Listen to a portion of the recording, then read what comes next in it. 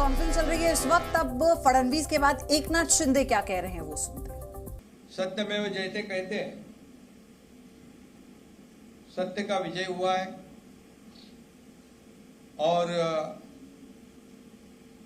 सर्वोच्च न्यायालय में जो महाराष्ट्र सरकार की जो केस थी उसमें ये सरकार जो है हमने गठित किया हुआ शिवसेना भाजपा का वो कानूनी तौर से घटनात्मक दृष्टि से योग्य है, इसमें शिक्कामोर्तब हुआ है। अब घटना बाह्य बोलने वालों को ये सुप्रीम कोर्ट के निर्णय ने काल बाह्य कर दिया है। उनको अभी अगर निर्णय को मानते होंगे तो हम लोग तो निर्णय को मानने वाले लोग हैं और हमने हमेशा कहा है कि जो भी निर्णय होगा मेरिट पे होगा। लोकशाही में बहुमत को महत्व होता है, मेजॉरिटी को बहुत ही इम्पोर्टेंस देने का काम सभी जगह होता है और हम लोगों ने जो सरकार स्थापित किया है वो पूरी तरह से कानून और घटना इसका आदर करते हुए हम लोगों ने किया है।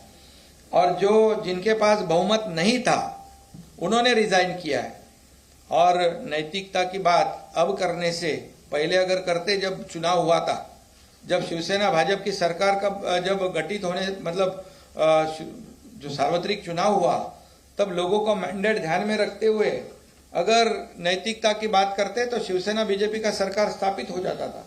लेकिन सिर्फ और सिर्फ सत्ता पाने के लिए, कुर्सी पाने के लिए जब निर्णय लिया, ये जनता ने देखा है, महाराष्ट्र ने देखा है और उसी को सुधारने का काम हम लोगों ने किया है। जो मैंडेट था, जो बरसों से शिवसेना भाजपा की अलायंस गठबंधन था, उसी के साथ सरकार बना दिया हम लोगों ने और निवडणूक चुनाव आयोग ने भी उसके ऊपर शिक्कामोर्तब कर दिया। जब हम लोगों ने निर्णय लिया उसके बाद 3-4 महीने में ही चुनाव आयोग ने हमारे को पार्टी का दर्जा दे दिया, शिवसेना, और सिंबल धनुष्यबाण दे दिया और ये पूरी तरह मेरिट में हुआ है। आरोप किसने लगाया उनके ऊपर मैं आज नहीं टिप्पणी करना चाहता हूं, लेकिन इसके बाद आज का जो निर्णय है और जब रिजाइन की बात होती है, रिजाइन जब आपके पास बहुमत ही नहीं था, जो अल्पमत की सरकार हुई थी, सब लोग जानते हो, आप भी जानते हो कितने लोग बचे थे।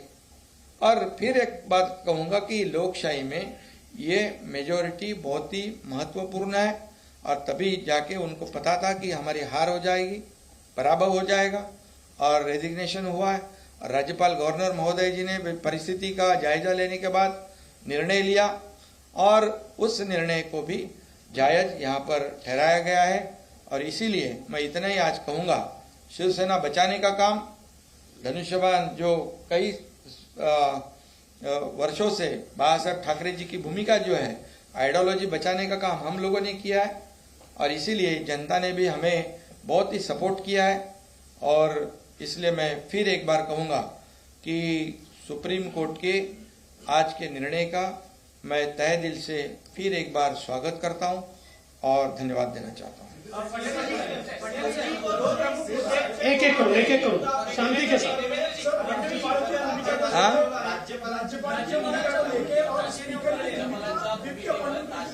नाही, नंतर त्यांनी सांगितलं की जेव्हा परिस्थिती निर्माण झाली त्याप्रमाणे तो निर्णय घेतला। बरं, आता एकच, मी आता सुप्रीम कोर्टाच्या किंवा राज्यपालांच्या भूमिकेवर बोलू इच्छित नाही। परिस्थितीनुसार राज्यपालांनी निर्णय घेतला त्यावेळेस जर समजा हमने शिवसेना को बचाने की लड़ाई लड़ी। एकनाथ शिंदे को सुना आपने, महाराष्ट्र के मुख्यमंत्री और उप मुख्यमंत्री दोनों एक साथ प्रेस कॉन्फ्रेंस कर रहे हैं। उन्होंने कहा कि उस वक्त जो वाजिब कदम था हमने उठाया, शिवसेना को बचाने की लड़ाई हमने लड़ी जिसमें हमने जीत दर्ज कराई।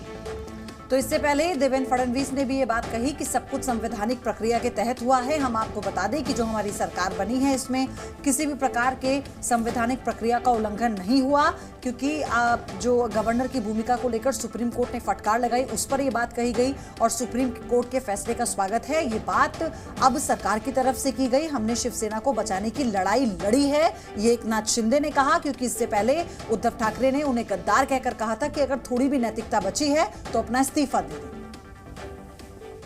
उसको उल्टा तो नहीं किया है, सुप्रीम कोर्ट ने उसको स्ट्राइक डाउन तो नहीं किया है।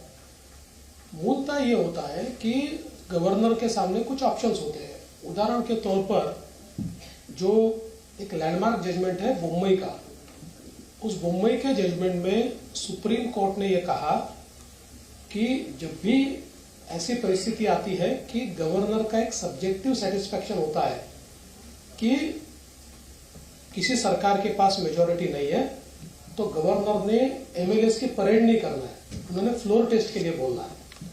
तो हो सकता है कि उसके आधार पर उस समय गवर्नर।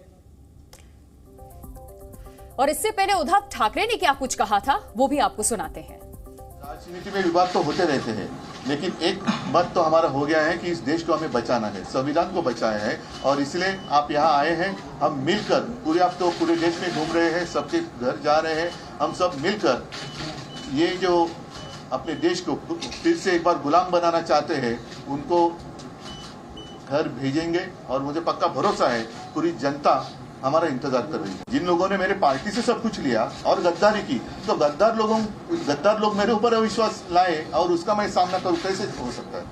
ये तो गद्दार लोग हैं। आज तो कोर्ट ने कहा, और मतलब कोर्ट ने गद्दार नहीं कहा, लेकिन ये सारी बातें हैं। आज तो मतलब महाराष्ट्र में आप सरकार ही नहीं है। नैतिकता तो अभी जैसे मैंने नैतिकता का पालन किया, तो अगर इस मुख्यमंत्री में जरा भी कोई नैतिकता होगी तो मुख्यमंत्री और उप मुख्यमंत्री ने इस्तीफा देना चाहिए, जैसे मैंने दिया।